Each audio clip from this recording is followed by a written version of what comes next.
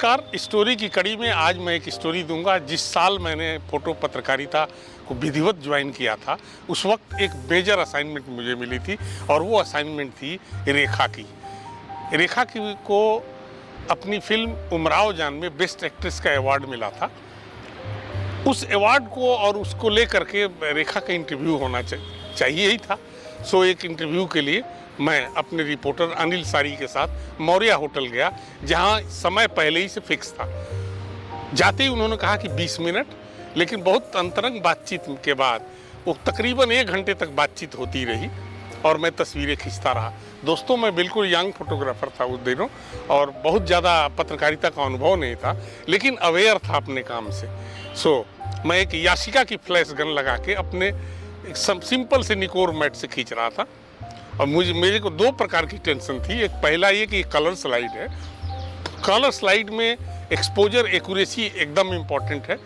उसमें ज़रा भी अंडर ओवर हुआ तो वो पिक्चरें चली जाती है। इसके बाद जब शूट शुरू हुई, ये सब तो व्यवस्थित कर लिया। जब शूट शुरू हुई तो मेरे सामने एक समस्या आ रही थी सबसे बड़ी, कि चूँकि वो यंग एक्ट्रेस थी, तो जब वो सामने उसका चेहरा रहता था तो उसकी आंखें बहुत रनिंग रहती थी, लेफ्ट राइट ऊपर नीचे बहुत ज़्यादा। मेरे को सबसे ज़्यादा अटेंशन ये था, किसी राइट पोजीशन में राइट तरफ देखते हुए अगर उसकी आँख की पुतली नज़र आ जाए तो हमारी पिक्चर परफेक्ट हो जाएगी। उसके लिए बहुत मशक्क़त किया। मैं कुछ बोल तो सकता नहीं था, लेकिन मैं अपने कैमरे और लेंस से अटेम्प्ट कर रहा था। वो सब हो गया, बढ़िया तस्वीरें बनी। असली जो इस स्टोरी देने के पीछे जो कारण है वो ये है कि जब मैं वापस आ गया तो मेरा तो ललक थी कि मैं उसकी पोजीशन देखूं आंखों की और मेरी तस्वीर का स्टेटस देखूं। ब्लैक एंड वाइट भी शूट किया था और कलर स्लाइड भी शूट किया था। तो जब उसको मैं अपना समझने में लगा था, तब तक अनिल सारी जो हमारे रिपोर्टर थे जिन्होंने इंटरव्यू किया, वो मुझे बुलाए कि अपने पास बुलाए कि आइए ज़रा, मुझे इंट्रो में दिक्कत हो रही है, स्टोरी को स्टार्ट कैसे करें। तो उन्होंने मेरे से पूछा कि आपने इस शूट के दौरान विशेष क्या देखा है, आपको थोड़ा सा कहानी बताइए आप। तो मैंने कहा कि जिस चीज़ से मैं स्ट्रगल कर रहा था उसी को बताऊं तो अच्छा है। मेरे को सबसे बड़ी दिक्कत ये थी, उसकी आईज सीधी नहीं रहती थी। यानी कि चेहरा अगर ऐसे करे तो उसकी आईज इधर हो जाती थी, चेहरा उधर करे तो आँख की पुतली उधर हो जाती थी। इससे मुझे स्ट्रगल करना पड़ा और मुझे बहुत मुश्किल हो रही थी राइट पोजीशन में उस तस्वीर को खींचने में।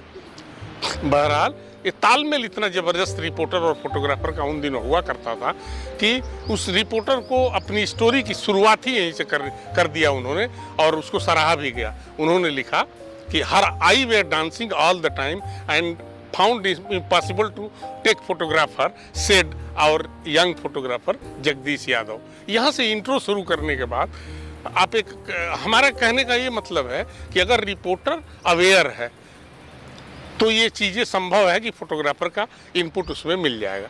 दिक्कत क्या होती है, असली जो प्रोफेशनल प्रॉब्लम क्या है वो मैं आपको बताऊं। फोटोग्राफर हमेशा भाव देखता है, आंखें देखता है, उसके चेहरे का एंगल देखता है। रिपोर्टर उसकी आवाज़ सुनता है। तो आवाज़ सुनने वाला की नज़र देखने की दूसरी होती है, क्योंकि उसकी प्राथमिकता है कि वो बोल क्या रही है। पर मेरी प्राथमिकता बोलना सेकेंडरी है, क्योंकि मैं कैमरा मैन हूँ। मेरा पहला है उसका पोजीशनिंग, उसकी आईज और उसके पिक्चर क्वालिटी। तो हमारे देखने का नज़र होती है भावों पर, और वो अगर भाव स्टोरी में आ जाएं तो सोने पर सुहागा। तो वो अगर भाव स्टोरी पर ना आए और आपने स्ट्रेट फॉरवर्ड बातें कह दी तो उसमें उतना मज़ा नहीं आता। तो इस स्टोरी के पीछे का कारण ये था कि जर्नलिज्म से जुड़े हर प्रकार के लोग, चाहे वो डेस्क पे हो, रिपोर्टिंग में हो, फोटोग्राफर हो, न्यूज़ एडिटर हो, सबको समझना चाहिए कि फोटोग्राफर्स का इनपुट लें, क्योंकि फोटोग्राफर सदा शुरुआत से लेकर के अंत तक रहते हैं और वो उनको देखने की नज़र भी थोड़ी सी डिफरेंट होती है। दोस्तों, स्टोरी छप गई और उसके कुछ दिन बाद, 1-2 हफ्ते बाद, रविवार ने उसे कवर स्टोरी के रूप में यूज किया। वो वाली स्टोरी तो संडे में छप गई थी। कवर पर था उमराव जान फिल्म का कोई शॉट, लेकिन उसके तुरंत कुछ दिन बाद ये रविवार ने उसको अपने कवर पर उपयोग किया, मेरी उस तस्वीर को, वर्टिकल फ्रेम। तो बहुत मज़ेदार वाकया हुआ। जब वो पिक्चर छप गई, कवर पर लग गई, तो इसके बाद प्रतिक्रिया आनी शुरू हो गई, पाठकों की चिट्ठी आनी शुरू हो गई। उसका कारण यह था कि अपने श्रृंगार के साथ साथ रेखा ने मांग में सिंदूर लगाया हुआ था। अब वो सवाल ये खड़ा हो रहा था कि शादी कब की। शादी तो बहुत बाद में जाके हुई है रेखा जी की शादी, लेकिन उन दिनों सवाल ये खड़ा हुआ कि ये सिंदूर कैसे लगा है, और कोई ऐसी खबर, कोई ऐसी मीडिया जगत में, ये फिल्म जगत में चर्चा नहीं थी कि उसकी कोई शादी हुई है। तो फिर बहरहाल उनसे हमारे लोगों ने संपर्क किया और उनका एक क्लैरिफिकेशन आया रेखा जी का कि साउथ इंडिया में जो ड्रेस होता है, जो श्रृंगार होता है, उसमें सिंदूर भी होता है, इससे शादी से कोई मतलब नहीं है।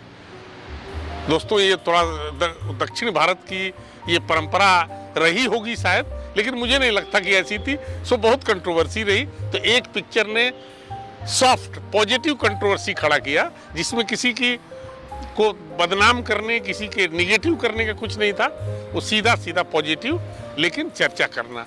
खूब चर्चा हुई उस तस्वीर की, और मुझे उस उम्र के फोटोग्राफर को, जिसका तजुर्बा 2 साल भी नहीं है, आप अंदाज़ा लगा सकते हैं कितना सुखद अनुभव रहा होगा।